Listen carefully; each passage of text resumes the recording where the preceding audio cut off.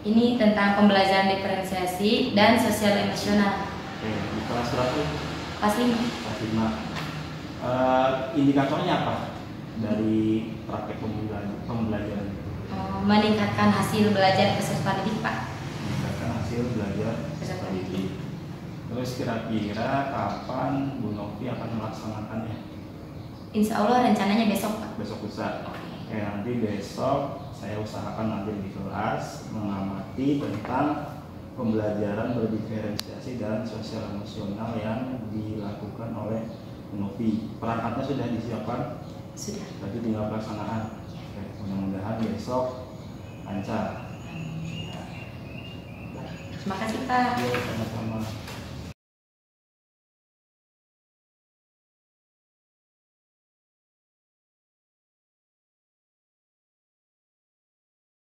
Assalamualaikum warahmatullahi wabarakatuh.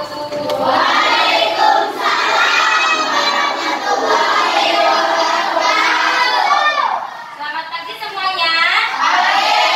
Udah sarapan belum hari ini? Apa nggak sarapan ya, Pak? Yang jujur ya, tidak boleh berbohong. Karena Allah tidak suka ya sama orang yang suka berbohong. Tanya sekali lagi, sudah sarapan belum? Pergi ke sekolah harus sarapan sebelum. Hari ini siapa temannya yang nggak masuk? Kenapa dia nggak masuk? Siapa yang dekat rumahnya? Kenapa bunga? Sakit apa temannya tadi? Oh, sakit perut. Nah, kita bahas ke materi. Hari ini tempelkan dulu sticky note-nya. Ayo dimulai dari Emma, silakan tempelkan sticky note-nya. Silakan tempelkan dulu.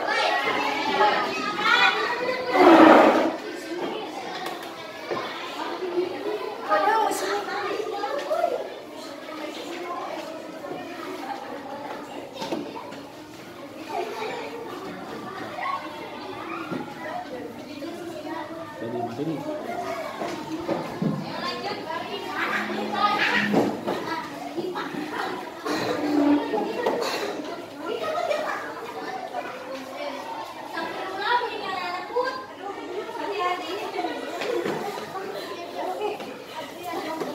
Yang laki-lakinya mana?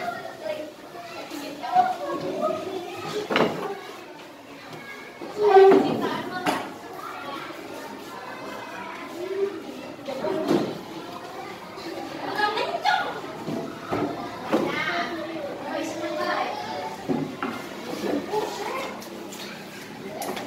Nah, lagi. Nah, apa ini? Kenapa ini, guys? Apa itu mana? Oh, ke sana. Ke sini. Oh, berarti suasananya hari ini senang semua ya?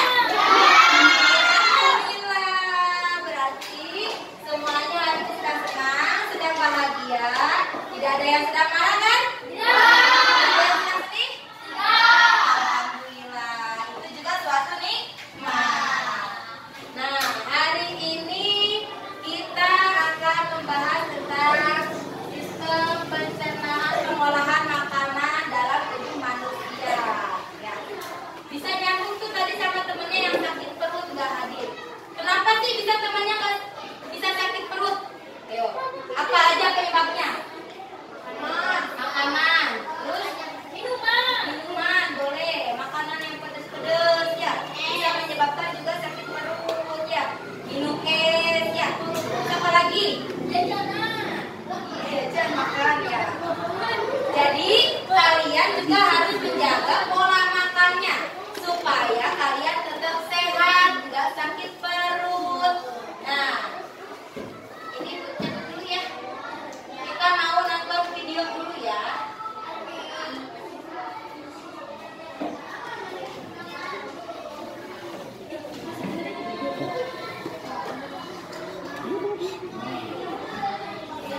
Sini. Hai teman-teman, kemarin kan kita sudah membahas pencernaan makanan dari mulut ya. Setelah dari mulut, makanan kita menuju kerongkongan. Kerongkongan adalah suatu tabung sepanjang 20 cm yang menghubungkan antara rongga mulut dengan lambung.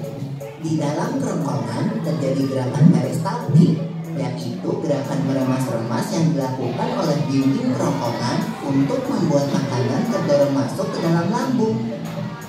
Berarti tujuan selanjutnya lambung ya Pito? Nah, jadi pertama makanan masuk lewat mana? Mulut.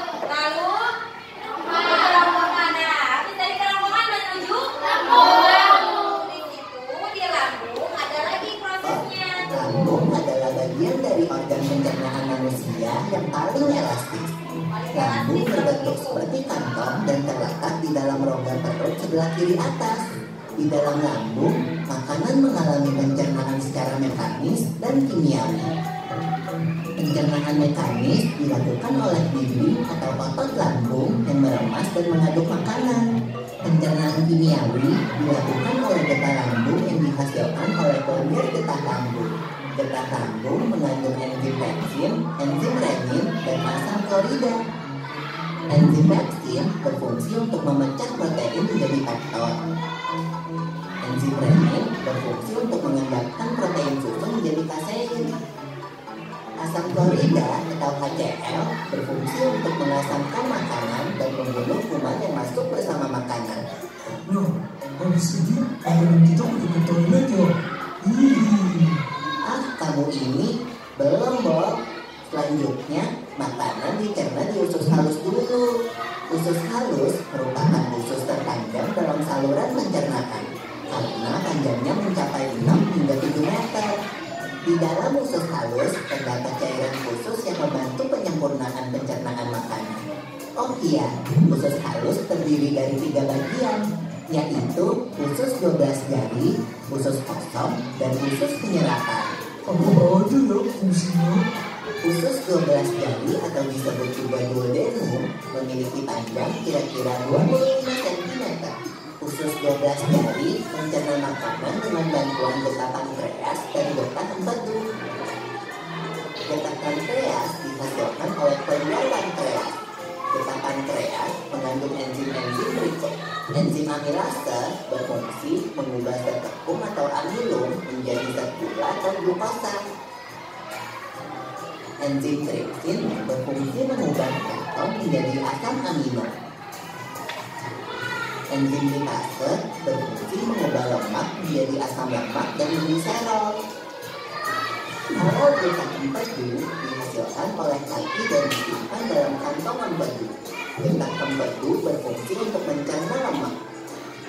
Selanjutnya, usus kosong atau jejunum terletak di antara usus 12 jari dan usus penyerapan. Usus kosong memiliki panjang sekitar 2,5 meter dan berfungsi untuk mencerna makanan dari usus 12 jari. Terakhir adalah usus penyerapan yang merupakan tempat penyerapan sari-sari makanan. Di seluruh permukaan dindingnya terdapat ujung-ujung pembuluh darah yang menyerap sari-sari makanan. Kemudian, sari makanan diedarkan melalui aliran darah ke seluruh bagian tubuh. Jadi makanan yang kita makan kembali lagi ke dalam tubuh kita ya? Iya dong. Habis itu, sisa makanan yang dicerna masih berlanjut ke usus besar.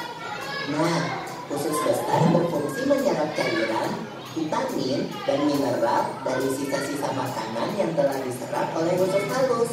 Pada usus besar terdapat bakteri yang berguna untuk tubuh bernama E. coli yang berfungsi untuk membantu proses pembusukan sisa makanan.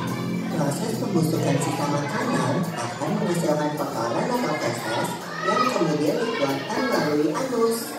Oh gitu, nah gimana nih Mas?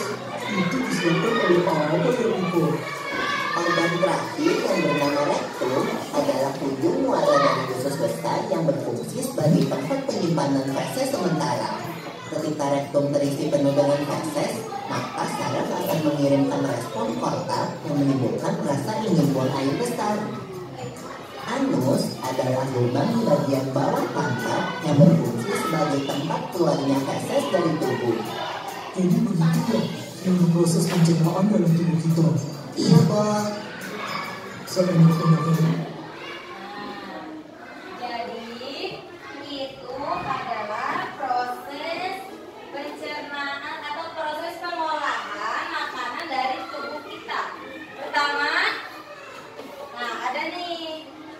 perhatikan dulu ininya. Kalian bisa sambil baca ya. Sambil dibaca, sambil dilihat, sambil dengarkan penjelasannya.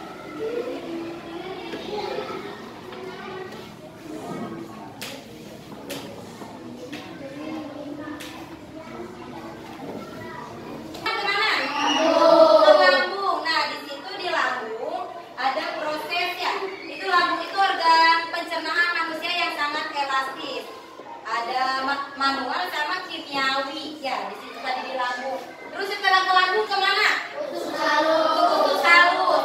Di usus halus tadi ada berapa bagian? Tiga bagian. Yang pertama usus 12 jari. Yang kedua usus kosong. Yang ketiga usus penyerapan. Nah di situ di usus penyerapan terjadinya penyerapan sari-sari makanan. Lalu dari usus halus kemana? Ke usus besar. Nah di usus besar juga sama, penyerapan cairan, vitamin dan protein. Nah selain diserap juga di usus besar ada apa aja tadi? Ada bakteri, ya, ada bakteri E. coli ya, yang membantu membusukkan sisa makanan ya. Terus dari usus besar kemana? Ke anus ya. Tahu ke? Iya, ke anus. Coba sekarang kalian silakan tempel ini proses pengolahan makanan dari tubuh manusia, darah tubuh manusia. Ayo silakan Akifah maju, tempelkan bagian yang pertama apa itu, silakan pilih. Yang pertama apa dulu tadi? Silakan ditempel.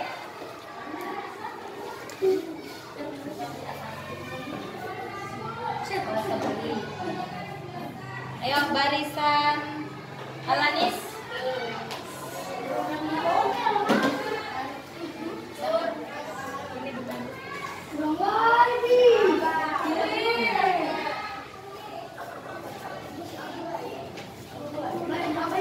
Ayo Suryana.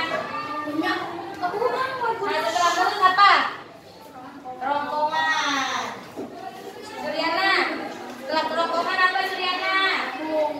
Ini tempelin. Yang mana?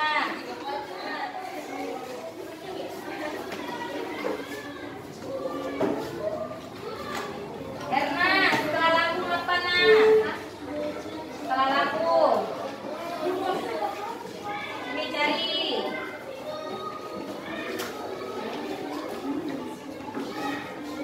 Yang mana? Siapa?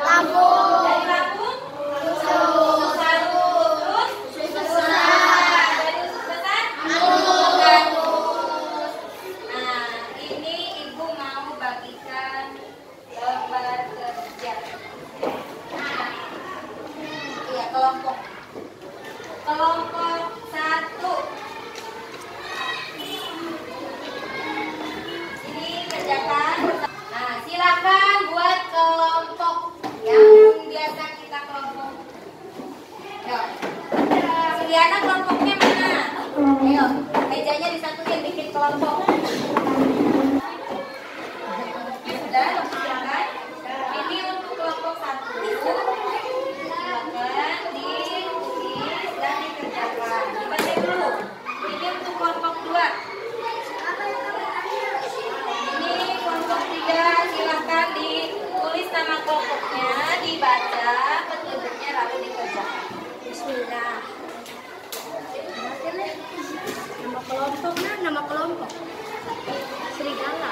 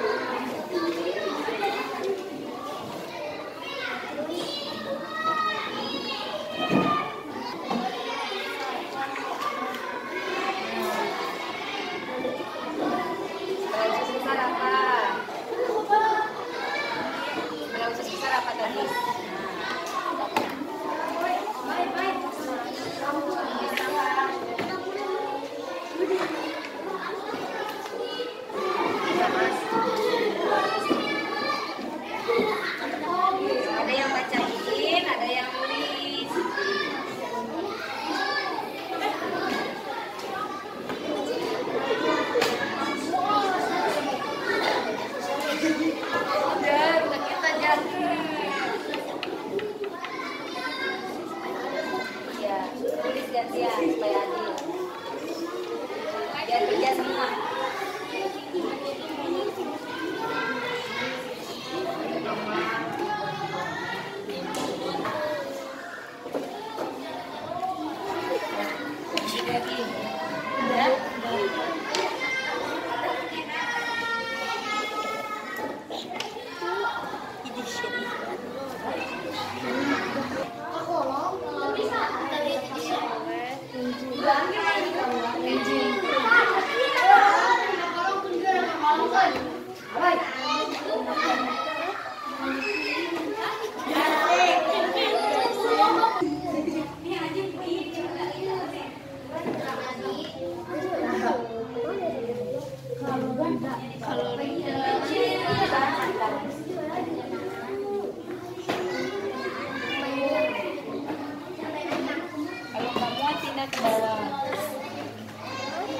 Secara kimiawi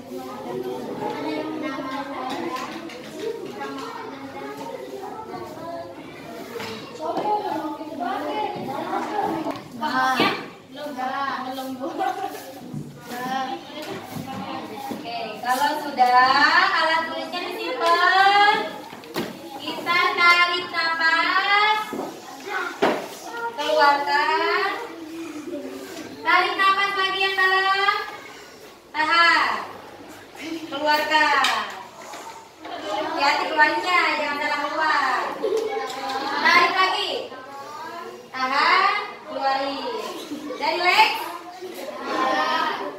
Kalau sudah relax, kita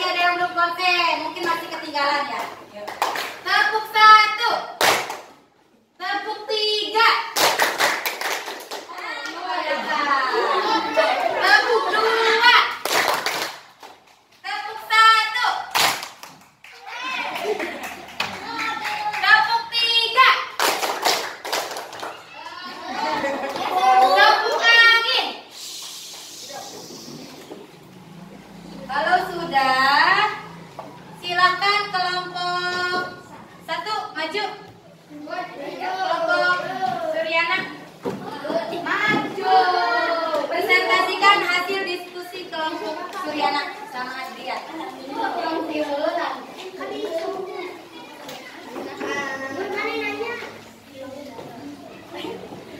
Assalamualaikum warahmatullahi wabarakatuh. Waalaikumsalam warahmatullahi wabarakatuh. Perkenalkan, kami dari kelompok 3 ingin menyampaikan hasil diskusi kami.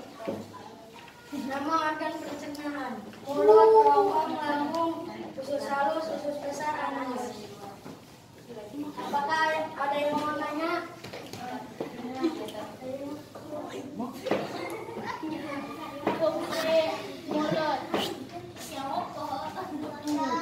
Mekanis makanan dirumat oleh dinding lambung secara melalui makanan akan dicerna oleh enzim pepsin, renin, serta asam klorida. Sekian, terima kasih. Oh, buah. Jadi ada kubur. Hadis. Waalaikumsalam warahmatullahi wabarakatuh. Perkenalkan, saya dari kelompok 1 ingin menyampaikan hasil diskusi. Mulut, kerongkongan, lambung, usus halus, usus besar, anus. Apakah ada yang ingin bertanya? Saya dari kelompok 2 ini berbeda kan? Di mulut terjadi proses pencernaan secara mekanis oleh enzim serta secara kimiawi oleh enzim. Sekian dari kami.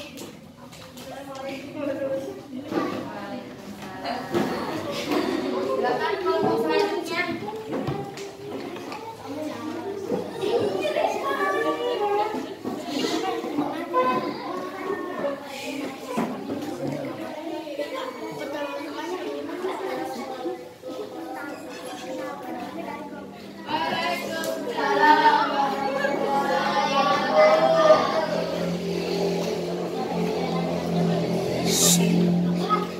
Jadi assalamualaikum. Assalamualaikum warahmatullahi wabarakatuh. Waalaikumsalam warahmatullahi wabarakatuh.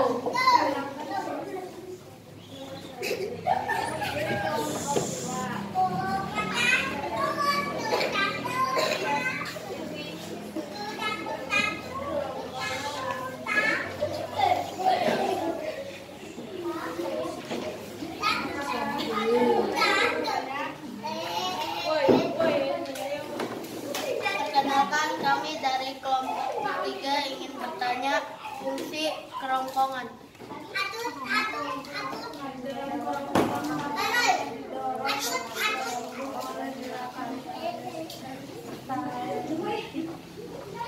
Sekian dari kami. Assalamualaikum warahmatullahi wabarakatuh.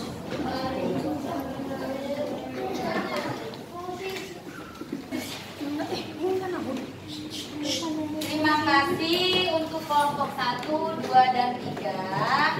Kesimpulannya, kalian sudah berani untuk tampil ke depan. Tapi untuk kelompok 1, tolong harus lebih percaya diri lagi ya. Nah, untuk kelompok 3 percaya dirinya udah oke. Kelompok 2 juga udah bagus.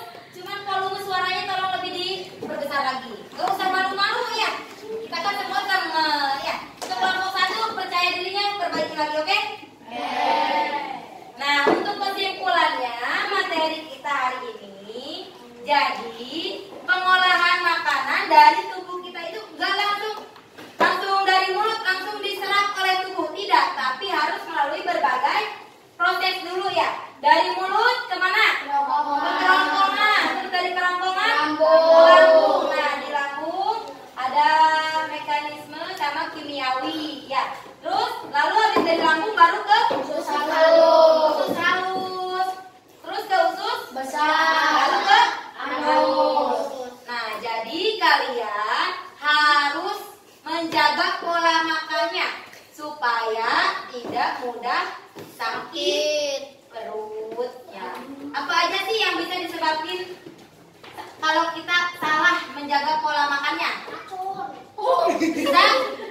Sakit perut, selain sakit perut apa lagi?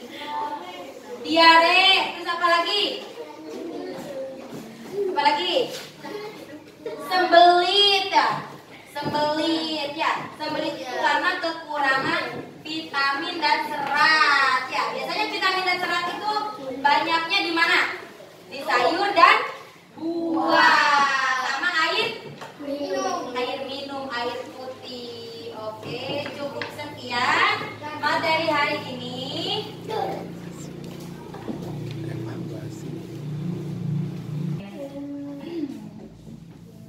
Nah, untuk hari ini materinya cukup segitu. Nah, Ibu mau kasih evaluasi untuk kalian. Silakan dibaca, lalu ditulis.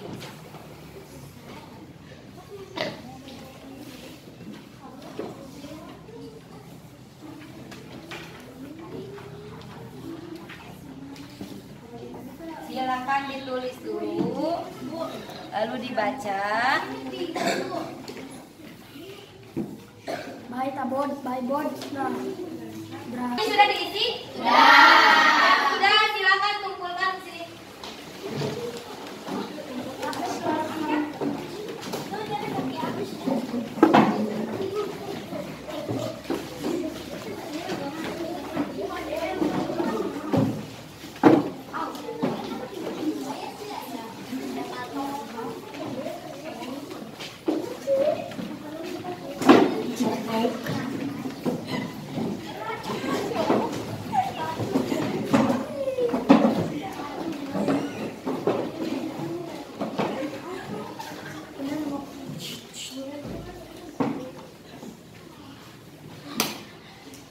Terima kasih buat kalian yang sudah mengumpulkan.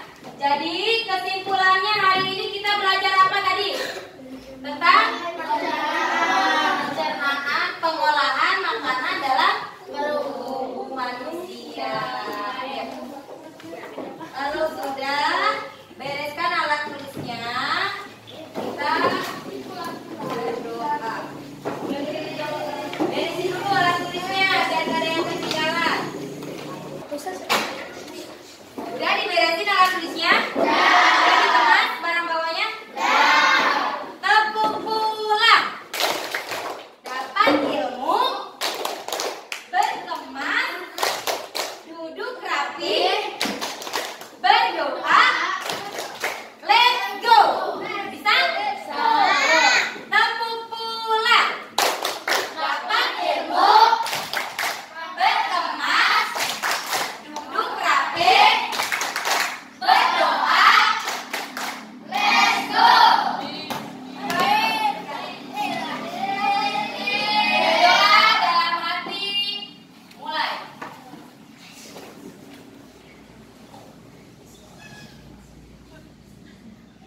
Selesai.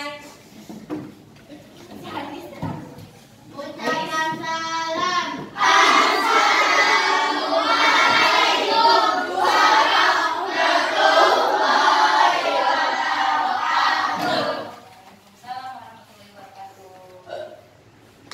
Silakan boleh pulang, hati-hati di jalan. Antrinya yang penting, antrinya.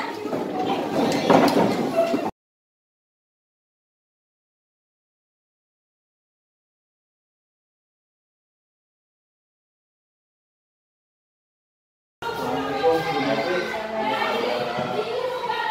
Pak Pepes. Salam kenal Bu. Nama Pak. Gitu ya.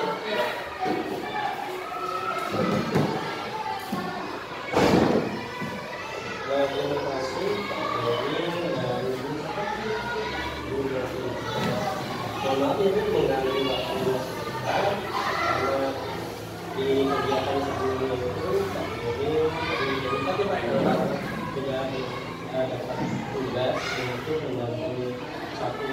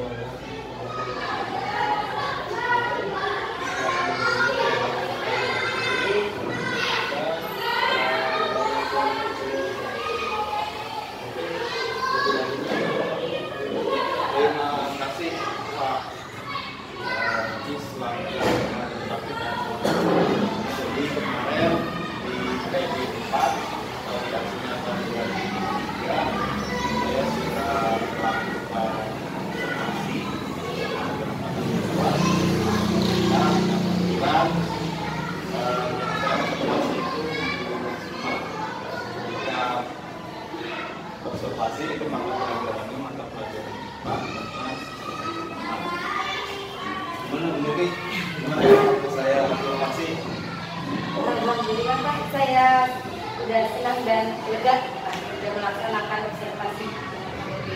Ya, ada ini lagi kan. Enggak jelas. Nah, kira-kira rasanya gimana sih setelah saya observasi, saya amati ketika di melakukan praktek ada di luar. Rasanya senang dan bersyukur bisa mengembangkan praktek belajar saya, mendapatkan ilmu baru lagi dari sebelumnya. Yang setelah ibu melakukan praktik, apa sih pembelajaran yang bisa dikembangkan? Yang bisa dikembangkan dari praktek kemarin. Dari praktek kemarin, saya bisa mengembangkan pembelajaran berdifferensiasi dan sosial emosional. Sebelumnya pernah melakukan pembelajaran Sebelumnya bukan beda istilah. Mungkin barangkali sudah Pak, hanya namanya cuma nggak tahu Pak. Iya. Kan gitu ya. Iya. Padahal kita sering kan ngasih tugas anak ini tugas anak ini begini, cuma kita nggak tahu. Baru tahu di sekolah. Juga kemarin kita di belajar tentang sosial emosional, bagaimana cara membuat lingkungan sekolah menjadi cair, kemudian cara mengenali kondisi emosi siswa. Menurut Ibu, performa Ibu ketika mengajar gimana? Ya, menurut saya ya cukup baik sih di Bapak. Kalau menurut Bapak. Kalau boleh, saya ingin menyampaikan hasil pengamatan saya kemarin ada praktek pembelajaran kopi di kelas 5, pembelajaran IPA, melakukan sistem pencernaan. Boleh saya sampaikan? Boleh Pak. Jadi selama saya melakukan pengamatan, itu melakukan pembelajaran itu sudah cukup baik ya Bu. Performanya lihat dari alur kegiatan pembelajaran yang sudah sesuai dengan RPP, kemudian ada speaking supaya anak tidak jenuh, kemudian juga KPD-nya sudah bervariasi sesuai dengan pembelajaran diferensiasi, kemudian juga keterampilan sosial emosional juga sudah muncul, di mana di awal lebih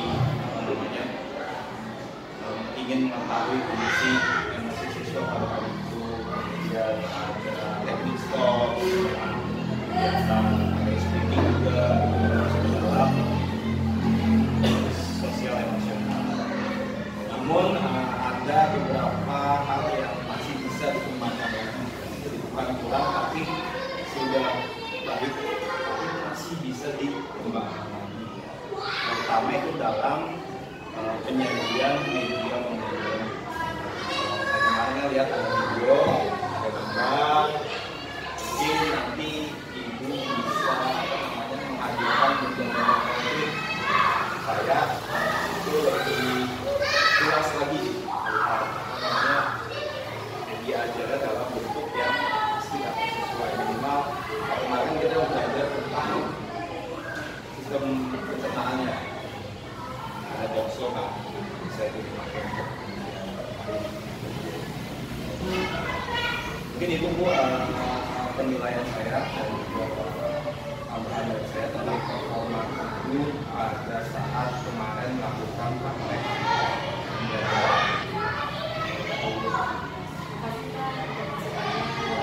Kedepannya bisa saya laksanakan. sama saya juga ketika melihat di ada oh iya harusnya saya begini, jadi ada apa di balik saya melakukan observasi ada ilmu lain yang saya dapatkan dari bagaimana caranya melakukan SPP, bagaimana membuat KPD dan lain sebagainya. Kemudian sebagai penutup perbincangan ini, apa sih yang Ibu virtual setelah melakukan praktek pembelajaran kemarin? Dari praktek pembelajaran kemarin saya selalu melaksanakan TPP dari pembelajaran yang berdiferensiasi itu, terus tentang emosionalnya juga. Jadi saya bisa kembangkan lagi melalui media yang tadi Pak Kevin kasih masukan. Jadi setelah kemarin kita bikin RPP berdiferensiasi, mungkin setelah ini mungkin bisa bikin sendiri nih. Iya, ya. iya bisa. Bikin RPP berdiferensiasi sendiri, kemudian diselipkan atau diintegrasikan dengan kompetensi sosial emosional. Itu kan apa namanya? Karena tuntutan kita sekarang adalah seperti itu. Bagaimana memberikan pelayanan terhadap peserta didik dengan memperhatikan kondisi peserta didik yang berkondisi. Mungkin ada kesulitan Bu waktu di RPP? Banyak. Salah satunya Ada tentunya, yaitu tadi mencari kalau misalkan setiap hari kita bikin diferensiasi, mungkin kalau realitanya itu sulit Pak. Kita harus membuat OKPD sesuai dengan siswa, minimal di pramuka, minimal kan kita bikin 5 jenis soal, 5 jenis kegiatan, dan lain-lain. Saya juga rasakan. Oke, terima kasih Bu Novi, terima kasih atas waktunya dan juga kesediaannya kemarin sudah mengizinkan saya untuk melakukan observasi dan juga membimbing Bu Novi dalam pembuatan RPP. Mudah-mudahan setelah kegiatan ini Bu Novi bisa menyusun RPP berdiferensiasi sendiri, bisa mengembangkan berbagai sendiri sehingga menjadikan jadi seorang guru yang bisa memaksimalkan potensi. Terima kasih nih atas waktunya yang berbincang di kesempatan ini untuk berfakat. Seperti coba